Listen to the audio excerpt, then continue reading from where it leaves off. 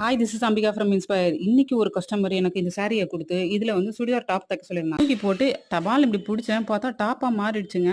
இதுக்கு பேர் தான் மேஜிக் சாரி. இத நீங்க உங்க வீட்ல ட்ரை பண்ணி பாருங்க. கண்டிப்பா வராது. வரலன்னா என்ன திட்டாதீங்க. சரி, இந்த புடவ தான் அப்படி ஆயிடுச்சு. அவங்க இன்னொரு சாரி குடுத்துருந்தாங்க. அதையும் ரெடி பண்ண சொல்லியிருந்தாங்க. சரி ஓகே.